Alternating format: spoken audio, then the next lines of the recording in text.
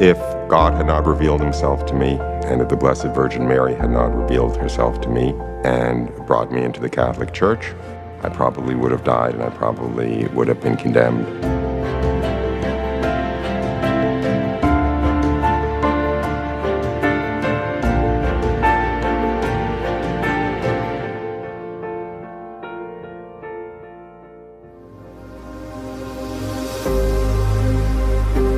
I was born and raised Jewish, very Jewish family, very Jewish world, very Jewish education, all the way until university. I went to Massachusetts Institute of Technology, which is a scientific technical university, and I lost my belief in God there. I lost my faith. I became essentially atheist. I went on to Harvard Business School and was obviously pursuing a fairly worldly career and worldly perspective. And after I got my degree from Harvard Business School, I was invited back to join the faculty, so I found myself as a professor of marketing at Harvard Business School at the age of 29. And although it may sound rather surprising, that's actually when the bottom fell out of my world. Because ever since I had been a small child, I knew there has to be a real meaning and purpose to life, and expected to come into the real meaning and purpose of life at some point when I got older. As a matter of fact, as a child, I thought it would come at my bar mitzvah, which is like the Catholic confirmation when the child is 13 and enters into a personal relationship with God. I thought I would enter into a personal relationship with God. When that didn't happen, it was actually one of the saddest days of my life, but then I got distracted with worldly life, so to speak, high school and university and Harvard Business School and so forth. But I always thought there was something out there that would give my life real meaning. Then I thought it would be when I began my career. But I was already more successful in a worldly career than I had ever anticipated, being a professor at Harvard. But there was still no meaning or purpose to life. And therefore, I fell into the darkest despair of my life at that point.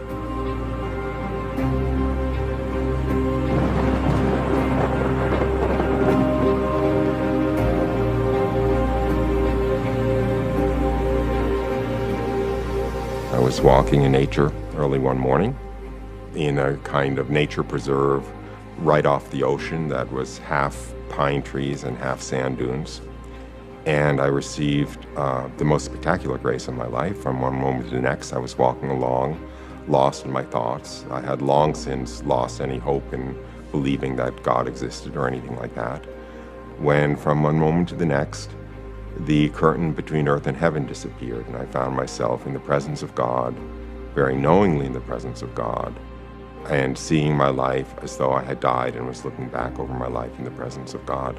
And I saw in an instant many, if not most, of the truths of the Catholic faith. I saw that we live forever.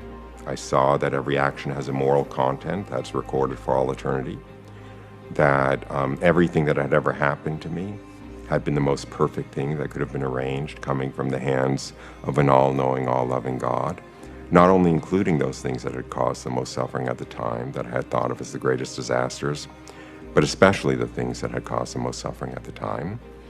And I saw that my two greatest regrets after I died would be, number one, all of the time and energy I had wasted worrying about not being loved, when every moment of my existence I was held in an ocean of love greater than I ever imagined could exist, coming from this all-knowing, all-loving God. And the other great regret would be every hour I had wasted doing nothing of value in the eyes of heaven. I saw that here I had been so worried about life having no meaning, when in fact it has an infinite depth of meaning, because every moment contains the possibility of doing something of value in the eyes of heaven. And every time we take advantage of that opportunity, we will very truly be rewarded for it for all eternity. And every opportunity we let slip and don't take advantage of will be a lost opportunity for all eternity.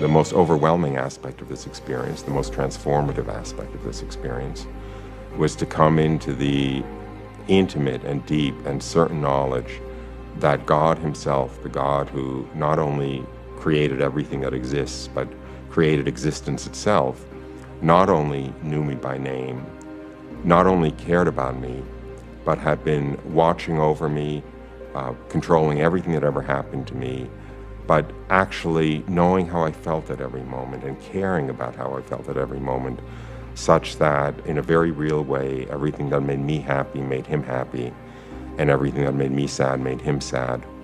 And coming into the knowledge of this was really the most revolutionary, transformative aspect of this experience. I, of course, knew that the meaning and purpose of my life was to worship and serve my Lord and God and Master, who was revealing himself to me. But I didn't know his name, and I couldn't think of this as the God of the Old Testament. I couldn't think of this religion as Judaism. The picture of God that emerges from the Old Testament is certainly a picture of a God far more distant and severe and removed from ordinary mankind than this God was.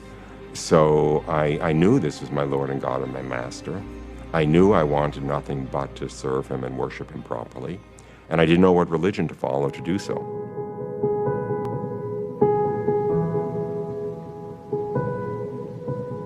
So I prayed at the time.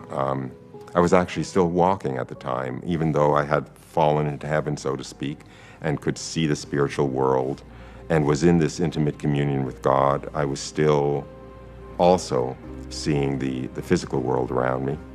The physical world had become as though transparent, and I could see through it into the spiritual world. Anyway, as I was walking, I prayed to know the name of my Lord and God and Master, who was revealing himself to me, so I would know what religion to follow. And I prayed as I was walking along, let me know your name. I don't mind if you're Buddha and I have to become Buddhist. I don't mind if you're Christian and I have to become Hindu. I don't mind if you're Apollo and I have to become a Roman pagan, as long as you're not Christ and I have to become Christian. That desire for not to be Christ because I didn't want to become Christian came from my being Jewish, and I didn't want to kind of go over to the other side, to what I saw as the enemy side. And he respected that, and he did not reveal his name to me. So I returned home happier than I had ever been in my life. I knew there was never any reason to be worried or anxious about anything, that absolutely everything that had ever happened to me had been the most perfect thing that could be arranged, coming from an all-knowing, all-loving God. And I knew that what awaited us, if we play our cards right, after we died, which was an eternity of a happiness and bliss and perfection greater than we could ever imagine. And all I wanted to do was know the name of my Lord and God and Master who had revealed himself to me, and what religion to follow to please him. And I had no idea. So since this had been a mystical experience, I turned in that direction to find out more about it, which was a very imprudent thing to do. And I looked into some rather foolish, new agey kinds of directions. But I also did something which bore great fruit, which was every night before I went to sleep, I would say a short prayer that I had made up to know the name of my Lord and God and Master who had revealed himself to me in that experience.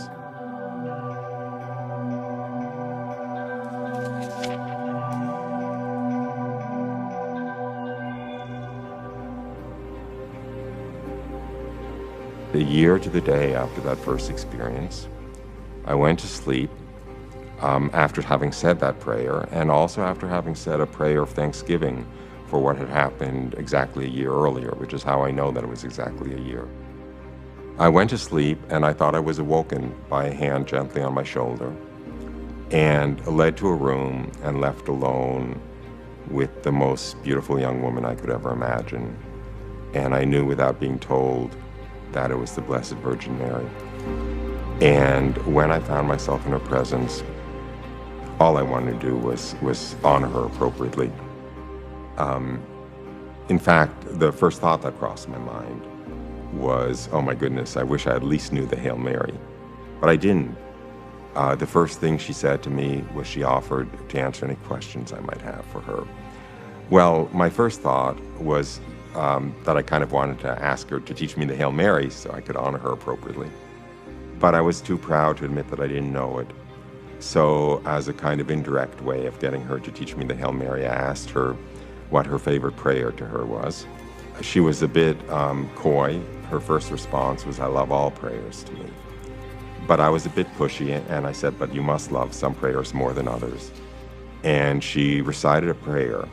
Now, she recited it in Portuguese, and I didn't know any Portuguese, so all I could do was try to remember the first few syllables phonetically, and the next morning, as soon as I woke up, I wrote them down phonetically. And later, after speaking to a Portuguese Catholic woman and asking her to recite all of the prayers to Mary in Portuguese, I identified the prayer as, "O Mary, conceived without sin, pray for us, have recourse to thee."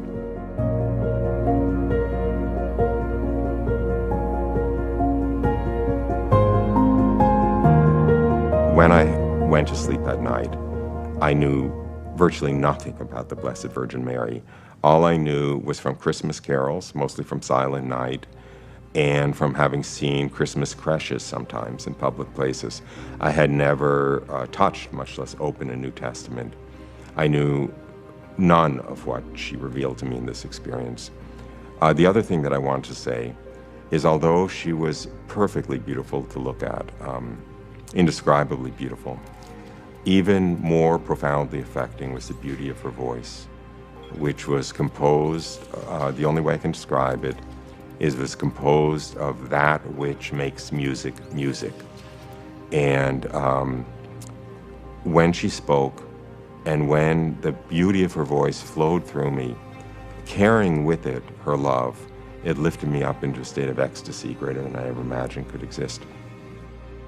So most of my questions actually flowed out of my being absolutely overwhelmed by who she was and by her grandeur. I'll mention a couple of the questions. They were actually often more exclamations than they were actually questions. For instance, at one point, I kind of stammered out, "How can it be? How is it possible? How can it be that you're so glorious, that you're so magnificent, that you're so exalted? How can it be?" And her response was just to look down at me almost with pity and shake her head gently and say, "Oh no, you don't understand. I'm nothing. I'm a creature. I'm a created thing. He's everything." And then again, out of this desire to somehow honor her appropriately, I asked her what title she liked best for herself. And her response was, "I am the beloved daughter of the Father, mother of the Son, and spouse of the Spirit." I asked her several other questions of somewhat less significance, and she spoke to me for another 10 or 15 minutes. She said she had something she wanted to tell me. And after that, the audience was over and I went back to sleep. And the next morning when I woke up, I was hopelessly in love with the Blessed Virgin Mary. And I wanted nothing other than to be as fully and completely Christian as possible. I obviously knew from this experience that the God who had revealed himself to me a year earlier had been Christ.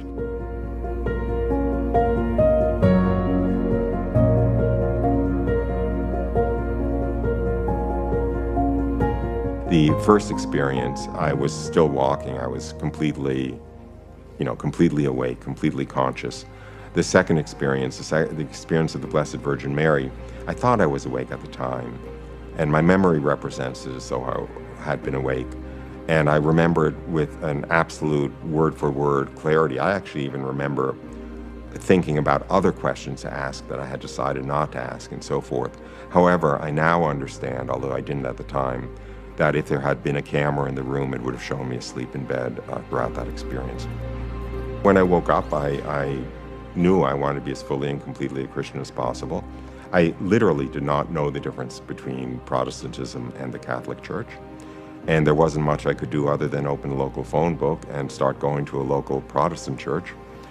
But as soon as I got to know the pastor a little bit, I shyly asked him about the Blessed Virgin Mary. And when he answered without the respect that I knew that she deserved, I knew this is no place for me. In fact, during that experience of her, I actually saw, this is difficult to describe, but I saw how all of the grace, all of the gifts that flow from divinity into humanity flow through the Blessed Virgin Mary. I saw her as a kind of pipeline or conduit connecting divinity to humanity, through which all of God's graces and gifts flowed. In fact, going back to that experience, it was very difficult for me to understand that the Blessed Virgin Mary was entirely and completely human and no more than human because of her unique connection, let's say, to the divinity.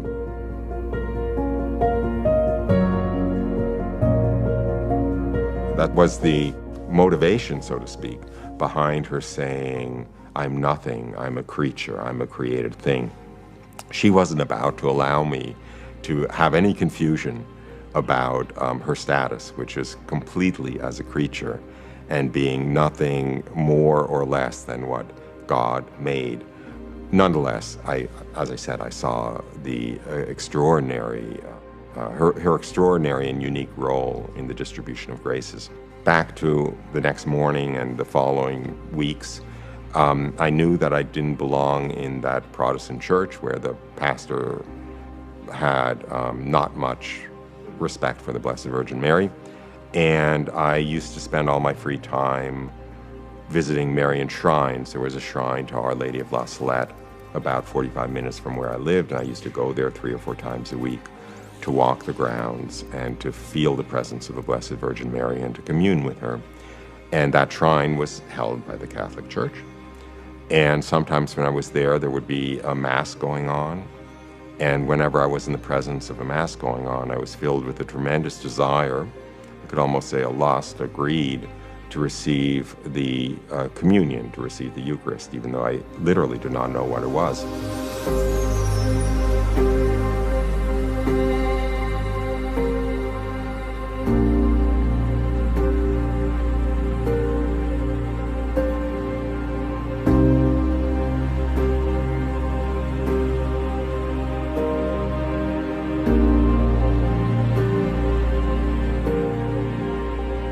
Those two things led me, without much of a detour, into the Catholic Church, essentially knowing who the Blessed Virgin Mary is and having a tremendous love and devotion to her, and also wanting to receive communion daily if possible.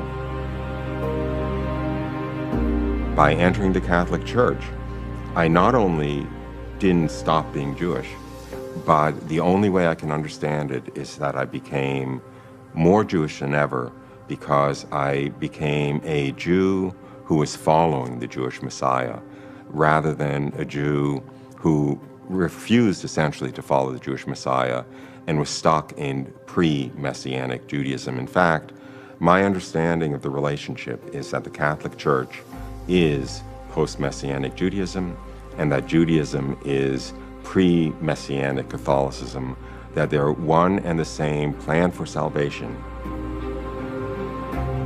I must admit, I did not accept all of Catholic dogma. I held on to a lot of beliefs that I had had prior to these experiences, and I'm a bit ashamed to say that it was actually only probably about a year and a half after I had entered the Catholic Church and been baptized that I finally realized that everything the Catholic Church taught is certainly true. In other words, everything in Catholic dogma was in fact true.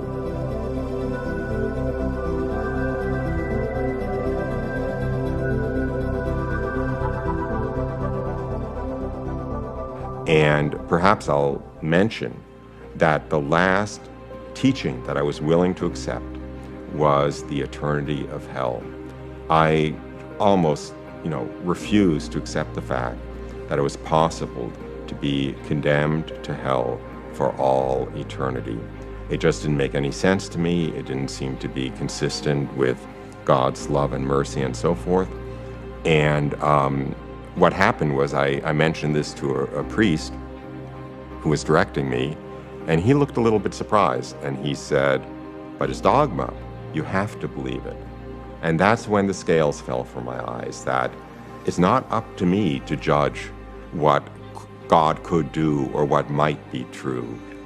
If it's taught as certainly true by the Catholic Church, then I know it to be true, not because it makes sense to me, but because it is revealed by God through the authority of the Catholic Church. And of course, over time, I came to understand from inside why it might be true, but I had to let go of that presumption, of that incredible human pride, to say that I'm able to understand everything that God might do. I'm able to understand why and what God might do, and I somehow put myself, it's almost, if I can say so, it's almost like a Luciferic position, putting oneself in the position of judging God and what's possible and reasonable for God.